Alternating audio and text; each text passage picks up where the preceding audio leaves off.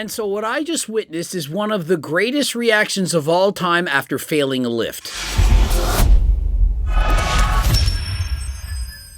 I'm sorry, it's not a lift. It's not a PR. It's ego lifting. Everything about it was wrong. Was it impressive?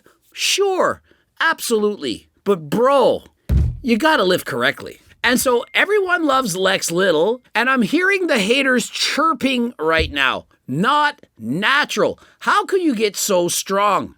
I mean, a week ago, he bench pressed 425 pounds, and he's already up to 455 pounds. How could that be? Remember, Lex Little formerly used to use testosterone in the past, we know this, and so perhaps he simply just hopped back on. Or, I'm going to explain exactly how this was done. At Zoo Culture, he bench pressed 430. A week later, 455. And if you watch the video correctly, you'll notice that the speed of the bar appears to be moving faster with 455 pounds than it did with 430. And so 455, it wasn't a 1 rep max. I believe he could have gotten 2 reps with that weight. Now, just because you're going for a 1 rep max doesn't mean you'd have to perform the rep to failure. It doesn't have to be all out, and so what he's doing is he's saving some. He's saving a little bit of his power for the next attempt, for the next lift, for the next day. If he continuously goes to failure, it could tire out his neurological system, and he perhaps would then be overtraining. He might get injured, and so it isn't worth it. And so he's holding a little bit back, but he's still training effectively. He's doing sets of 2. He's training very heavy. And clearly it's working. 430 to 455 in 7 days, though. And he responds, programming is magic. Now, the first thing I want you to notice is his ass comes off the bench by at least 4 inches. And so what that effectively does is it shortens the range of motion. When you bench press with your ass on the ground, of course he's arching as much as possible. He's trying to minimize the distance that the bar have to move. By driving his ass off the bench, it's not only forcing the bar up, but it's also minimizing the distance the bar has to travel. By doing this, he's effectively cheating by reducing the range of motion. It'd be very similar to saying, hey, let's just do a bench press off of some boards, or let's stop 4 inches from his chest, doing partial reps. And so this was a partial bench press. Now, don't get me wrong, it's still impressive, but if he went into a powerlifting competition, it would be a no lift.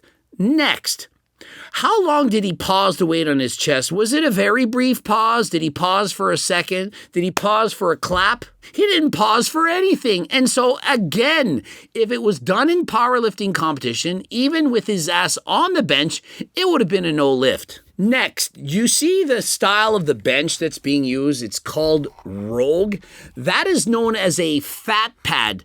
Do you see how thick the padding on the bench actually is? It's about 4 inches thick.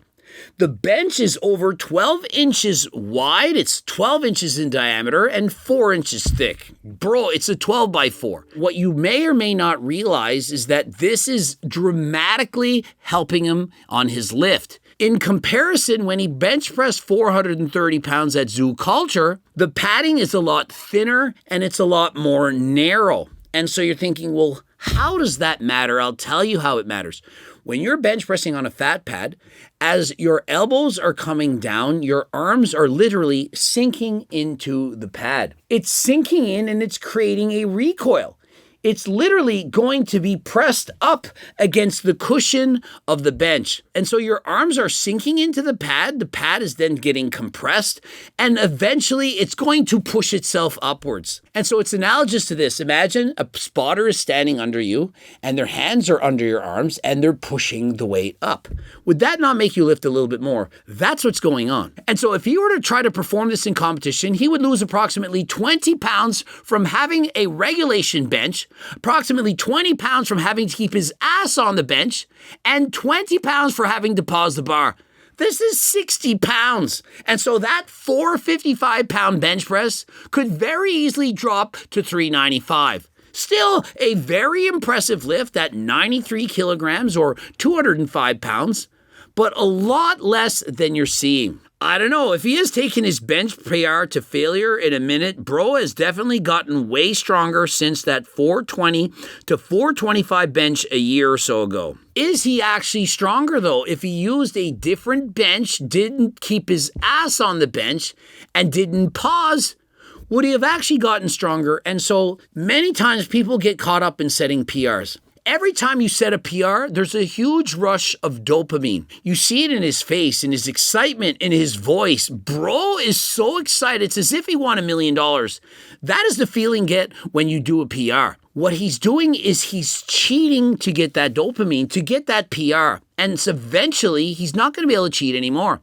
Imagine he goes back to zoo culture. And suddenly, the bench doesn't have the fat pad and it's a lot more narrow. All of a sudden, he's 20 pounds weaker. Bro puts on 435, warming up for his 460-pound PR, and he can't get it. He's wondering why. What happened? Or if he says, you know what, I don't want to get injured. I've seen people tear their pec, for example, the Trend twins and various others, and thinks, I can't do this. I'm going to now start pausing. He's going to have to leave his ego at the door. It's going to be very demoralizing. And so my advice is to always use the same exact technique when trying to set a PR as you are when you're training. If you start bouncing the bar off your chest, not going all the way down, getting your ass off the bench and so on, eventually you're not going to be able to keep getting stronger. You're going to get depressed. You're not going to enjoy it. You're going to get weaker. And then you're going to go on a bulk and take steroids. This is what happens. It's all fun and games while you're improving, but you can't improve at this rate forever. I don't care how strong or how great his genetics are or how amazing the programming is. He's not going to be able to bench press at this rate and hit 600 pounds. Eventually, he's not going to get any stronger, and he's going to say, well, this sucks. I had so much fun every week. I was going to the gym, setting PRs.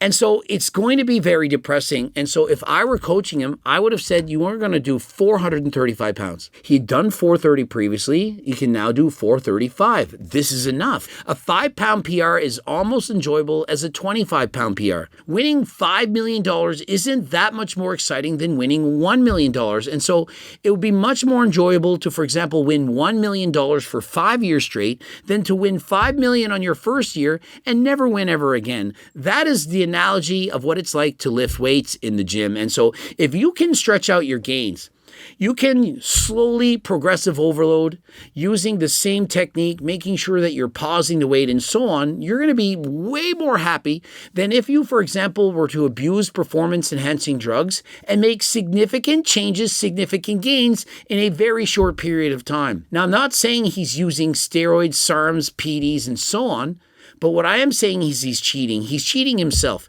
He's cheating to get the dopamine rush by setting PRs in the gym. It's the bench he's using. The fat pad adds a little bit on his bench. I was so obsessed with the bench press. You guys perhaps don't know that I'm a world record holder in the bench press, that I've competed in the bench press probably 70 times in competition, that I've been very good at this ever since I was probably 10 years of age. Even at 13, weighing 120 something, I was bench pressing over 230. So I'm very passionate about the bench press. I'm so passionate that I would bring my scale to the various gyms that I would train at, and I would literally weigh the plates. Imagine going from one gym and having all the lightest weights versus another gym and it's all the heaviest plates. And so what happens is you think, oh, I'm so much stronger at this gym. I want to train at that gym. And so if you were to cheat the people at the various gyms, you could technically say, you know what? Let's put all the 45 plates as 40s. The 35-pound plates are going to be 30s. The 25s are just going to be 20s. And everyone is going to want to train at our gym because when they come to our gym, they're going to think, geez, the gravitational pull is lower. It's either that or all these hot girls training at the gym. It's getting the testosterone juices flowing, and we're just that much stronger. It's the atmosphere, the hexagon lighting, the music, the fact that it's owned by Coach Greg. Whatever it is, we want that gym. And so if Lex Little used Turk Builder Max or Turk Platinum and went to perform this bench press at whatever gym had the fat pad and he wasn't aware that the fat pad improved his performance, he would be a believer. He'd be thinking, there's no other way. There's no other explanation. How else did I bench press 455 pounds? It's clearly the Turk Builder Max. And so what I want you to do is to try Turk Builder Max, but please go to the exact same gym. The same bar, the same weights, the same pre-workout. Of course, you're getting Blue Lobster or Eric Janicki's juice or Hussein's mode. You got to use the same exact amount of scoops. You're taking 2 scoops, not 3. It's so strong you don't need it. You get Blue Lobstered, you go to the gym after taking your Turk Builder Max, and you go and see how you perform. And if you feel stronger, you feel better, you can then attribute your gains to the Turkestrone, the Ajuga Turkistanica in Turk Builder Max and Turk Builder Platinum. And remember, if you don't get stronger, you didn't feel the energy boost, the clarity, the recovery, all of these things, there's a money-back guarantee and a $20 gift card. And if you've never used it before and you were scammed, lied to by Gorilla Mind and other companies, if you show proof of purchase, you can get it for 50% off. You just have to show the proof of purchase, show that you bought this in the past, because I don't want you to think that this isn't going to work. And so it's not fair to you if you tried fake Ajuga in the past and you were using cyanosis or something else, and you then think that HDLT supplements isn't going to help you. And so I do believe that's the problem. Many people were scammed and lied to in the past. They were using the fake product, and so they think this isn't going to work. They haven't tried it. And so they don't know. They tried Derek's. They thought, well, he's such a great guy. He's such a swell, chill guy. No, he's a liar. He lied to you. He's still lying. You really think someone's benching 206 kilograms naturally, LOL? Bro does anadrol cycles, hence why he benches explodes. Then in a few months, you'll see him back down to 405. Now, here's the thing, and this is what people don't understand, and this is the problem.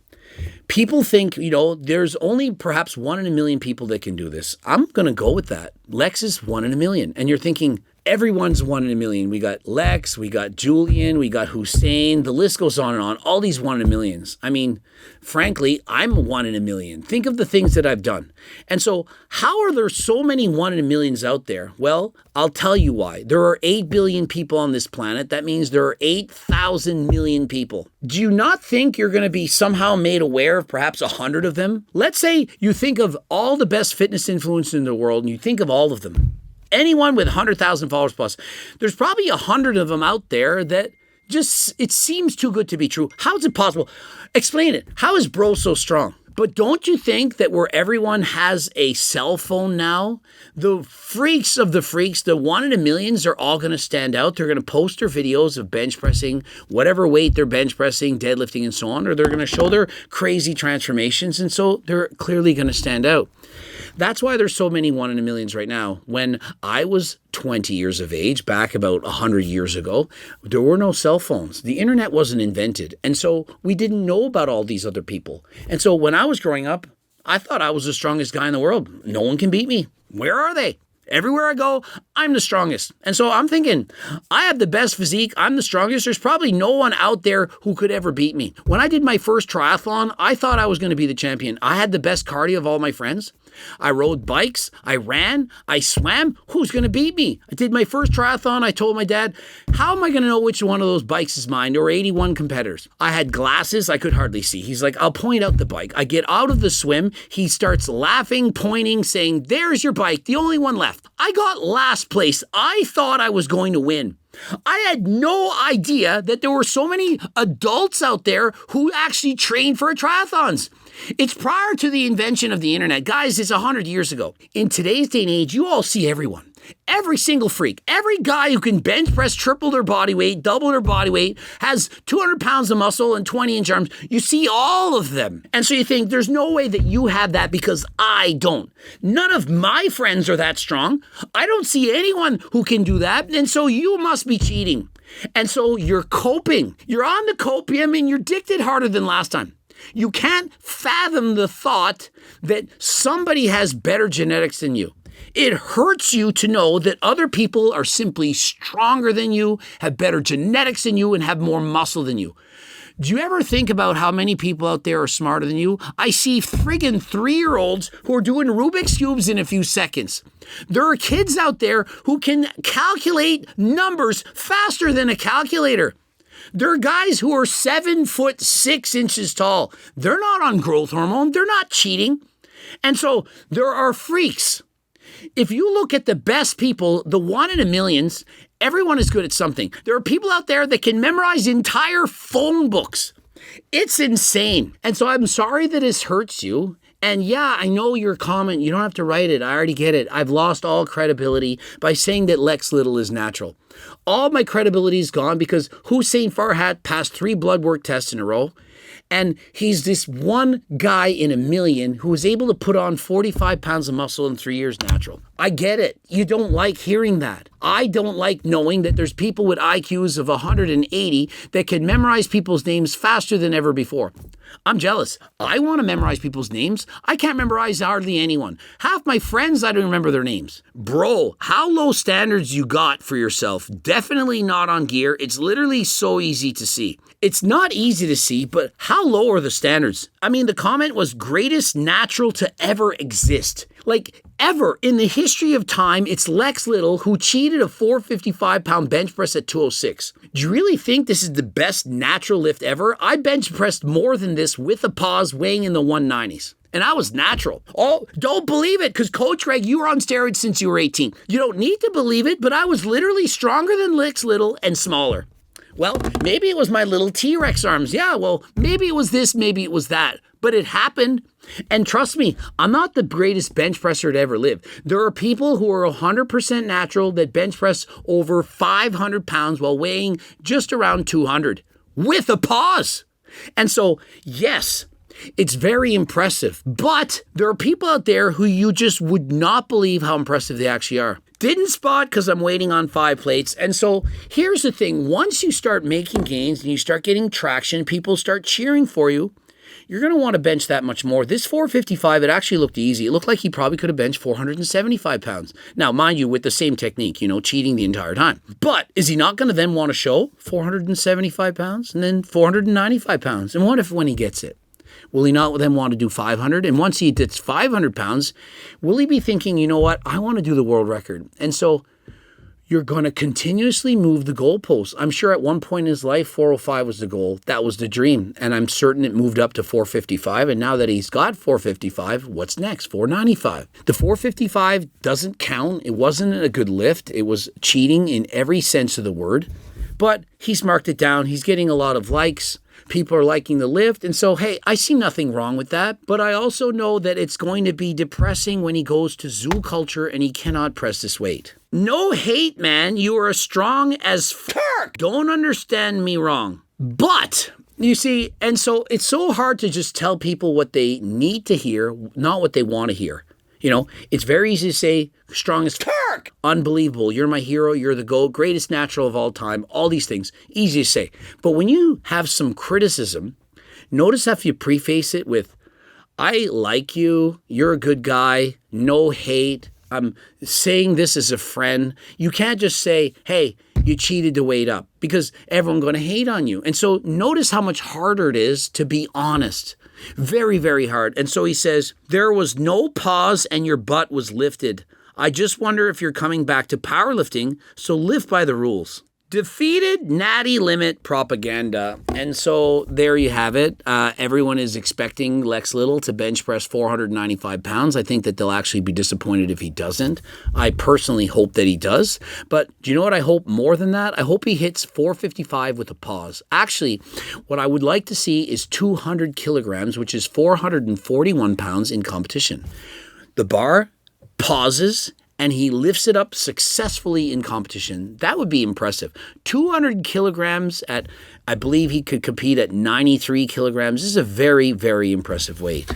And so the world record, in case you're wondering, at his weight, because you're saying, he's the greatest natural of all time, at his body weight, the record is 535.7 pounds with a pause on a real bench, with his ass on the ground. So probably more than 100 pounds more than he can do. But Lex is the greatest natural of all time. Well, Jonathan Keiko, he did that lift. And not only that, his total, that's right, he did the squat and the deadlift as well, 888 kilograms. And I know what you're saying. No, he's a fake natty. Yeah, because he lifted more than Lex. Well, he didn't do it natural. Or is it possible that he just did, that he's just that strong, that he's perhaps 1 in 10 million, 1 in 100 million? It's possible. And so stop putting limits on yourself. And if you think there's no way that you can do it, then you probably won't. And so why set the limit? Go after it. Just for reference, at 198 pounds, so about 7 pounds lighter than Lexx, with steroids, I bench pressed 529 pounds, not just once, but twice in competition. And so with steroids, you can clearly see you can lift a lot more. Without the steroids, weighing in 194 pounds, I bench pressed 451. With steroids, 529. And I could have done a lot more. I had previously injured myself. I was bench pressing around 550 pounds at the time. And so clearly steroids, they work. Compared to being natural versus enhanced, it could perhaps help you by roughly 100 pounds. And so if you're comparing your lift and you're on steroids and you're imagining how much you could lift without them, remove about 100 pounds. And if you're natural and you want to imagine if you took steroids, how much you could lift, add on about 100. And you'll know. And so save yourself the years of heartache or perhaps a heart attack and all the drug side effects of taking steroids and so on. And if you're really good at bench press right now and you can do, for example, 400 pounds, well, with steroids, you do 500. And so you don't have to do it. Now, listen, if you're interested in getting medications like Cialis, Viagra, getting your blood work taken, I'm now a part owner of Algo RX. And so I strongly recommend you go and check them out. They have the cheapest prices I've ever seen, much cheaper than companies like Merrick Health. And at Algo RX, they are not incentivized to sell you more products. They don't get a commission based on their sales, and so they're not going to try to convince you to buy this and buy that. Click the link in the description. The clothing line Momentous drops August 1st. And so if you're interested, click the link in the description. And so if you're interested, this is a brand created by Hussein Farhat, Eric Janicki, as well as Coach Greg. Click the link in the description. And of course, as always, coaching plans by me and my team. You can click the link in the description if you're looking for the cookbooks, the training books, the Circle Diet book. Subscribe, click the bell button, comment to boost the algorithm. Please like the video if you liked it. Don't forget to watch one of those two bloops. And until next time, I am out.